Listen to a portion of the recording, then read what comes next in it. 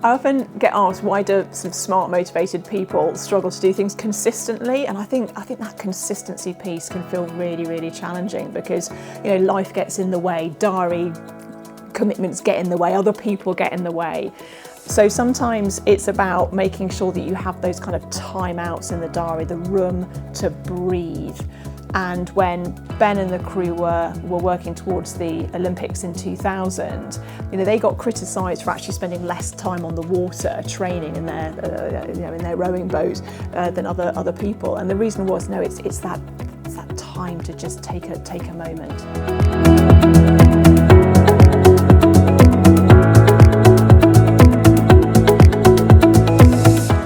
Sometimes it's the really small behaviour changes that make a big impact. And one of the smallest changes is just taking time to reflect. You know, we're just so busy. There's always stuff grabbing our attention. There's an email to answer. There's something to doom scroll. So just taking 1 minute, a time out before that meeting, after that meeting, before that conversation, to reflect and plan and really focus on what's most important makes a huge difference.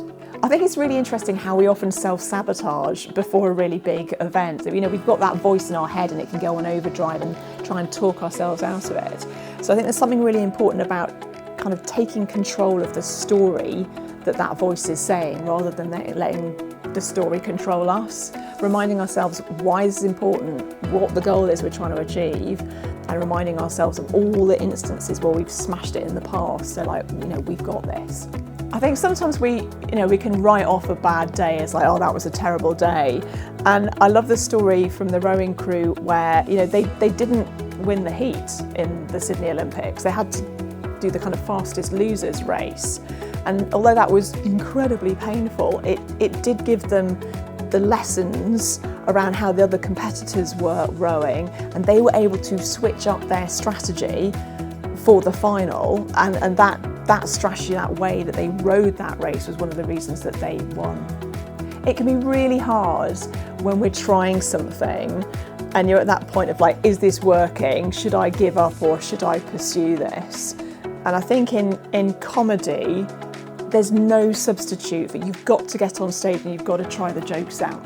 And you've got to try it 2 or 3 times before you can genuinely judge, are these good ones or are these ones that I should let go of?